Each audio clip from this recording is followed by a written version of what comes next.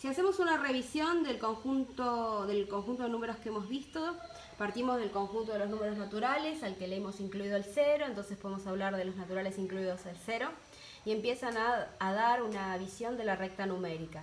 Si agregamos los negativos, vamos a tener un conjunto más amplio que lo llamamos enteros. Por ejemplo, el -5, el 3, el 2, etc. Si a esos enteros le sumamos las fracciones, vamos a tener el conjunto de los números racionales, aquellos que se pueden escribir de la forma a sobre b, siempre y cuando b no sea 0, porque no se puede dividir por 0. Esos números fraccionarios se pueden escribir de forma decimal si yo hago la división entre el numerador y el denominador. Y como resultado me dan finitas cifras decimales. Ahora, no todos los números tienen poquitas cifras decimales. Algunos tienen infinitas cifras. Estos números se los conoce con el nombre de irracionales, como el caso de pi, phi, raíz de 2, etc. Ahora, si recorro todo este conjunto, lo que tengo es el conjunto de los números más amplio con el que trabajamos, que se llaman números reales, y que quedan representadas estos números en la recta unidimensional, partiendo del origen hacia la derecha, los positivos hasta más infinito, y del origen hacia la izquierda, menos infinito. Para poder representar números reales, utilizamos el concepto de intervalo. ¿Qué es un intervalo?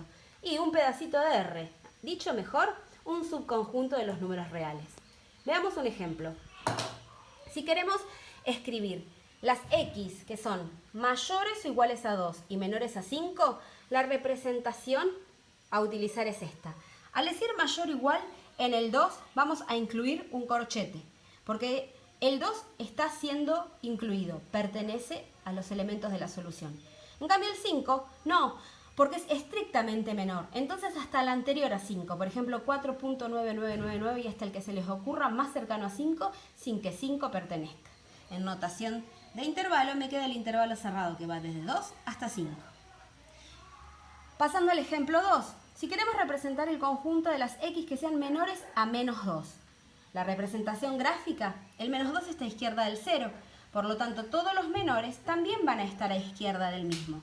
Me estaría quedando en notación de intervalo el conjunto que va desde menos infinito a menos 2. Si pasamos al ejemplo 3, queremos representar las x mayores o iguales a 4. En este caso tenemos desde 4 hasta más infinito, valores muy grandes, mayores que 4. ¿Qué tenemos? Desde 4 hasta más infinito. Vamos a ver intervalos finitos. Por ejemplo, definamos el conjunto A. De la siguiente manera, las x tal que x pertenecen a los números reales. Esto quiere decir que todos los números que encontremos en ese conjunto o subconjunto van a ser reales. Y la condición que van a tener es que x va a ser un número mayor a A y menor que B. Si esto lo graficamos en una recta unidimensional, los mayores a A están a derecha, los menores a B están a izquierda. Y como veníamos de una simbología menor o mayor estricta, vamos a utilizar los paréntesis porque son intervalos abiertos. Significa que contiene a todos los números que están entre A y B, pero no a A y tampoco a B. En notación de intervalo me queda el intervalo que va desde A hasta B abierto.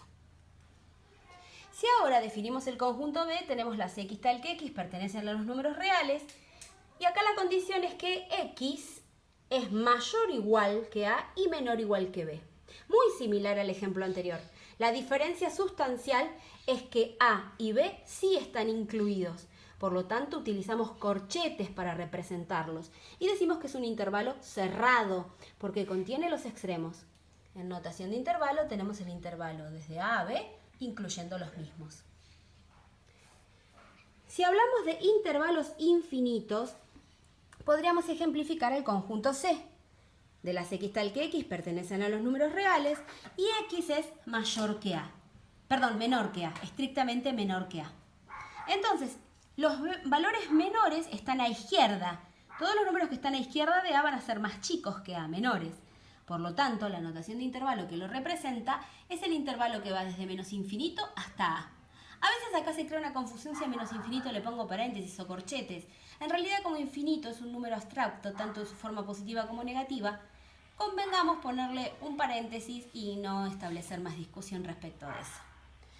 Por último, Si tenemos el conjunto D de las x tal que x pertenecen a los números reales y x es mayor o igual que a, vamos a tener situados en nuestra representación todos los valores de a la derecha, porque a la derecha están todos los positivos. En consecuencia, la representación de intervalo me va a quedar el intervalo cerrado a hasta más infinito. Bueno, vamos con el ejemplo del ejercicio 1. En él nos pide el conjunto A definido por las x tal que x pertenecen a los números reales y x cumple la condición de ser mayor o igual a 1 y menor que 2. La consigna del ejercicio habla de expresarlo en notación de intervalo. Pero como primer paso te recomiendo representarlo. ¿Cómo lo representamos? En una recta unidimensional siempre nos conviene ubicar el origen. A su derecha, más infinito. A su izquierda, menos infinito. Y a partir de allí, los números que comprenden la situación problemática. Para ello vamos a tener el 1 y el 2. ¿Qué me dice el problema? Los mayores o iguales a 1. Como vimos hace un rato, lo que vamos a utilizar es un corchete, porque el 1 sí está incluido. Pero también me dice los menores que 2. En consecuencia, voy a usar un paréntesis, porque voy a tomar hasta el número muy pegadito a 2, sin que sea el 2 propiamente dicho. La solución está acá adentro. Los valores que van entre 1 y 2 sin contenerlo.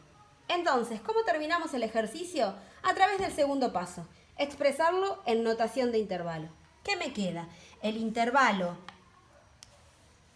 cerrado en 1, abierto en 2. Ahora, te toca a vos. ¿Podés resolver el 1b y compartirlo con nosotros?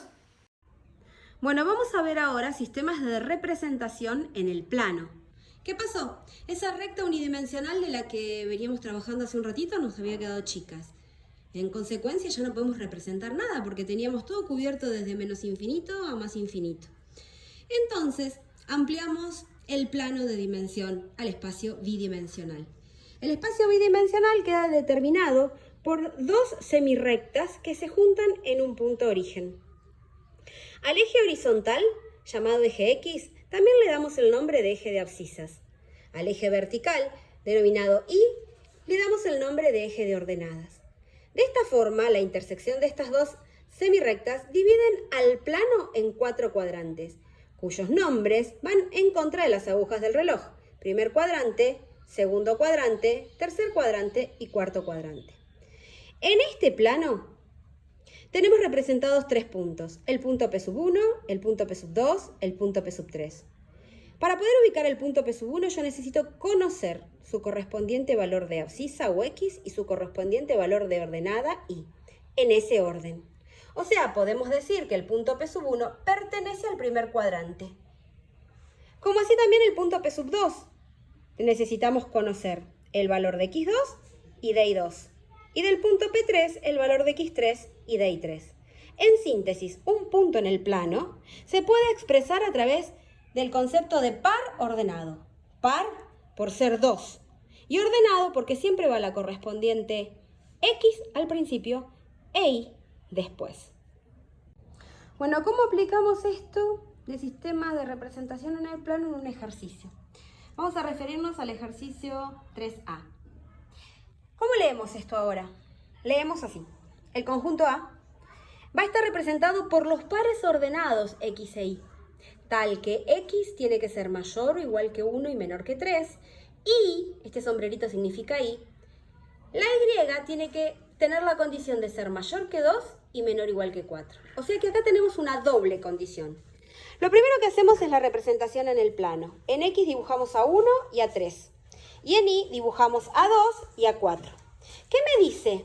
Los X mayores que 1. Mayor que 1 significa, mayor o igual que 1 significa que en el espacio de una dimensión ponemos un corchete. ¿Qué vamos a poner acá? Una línea completa.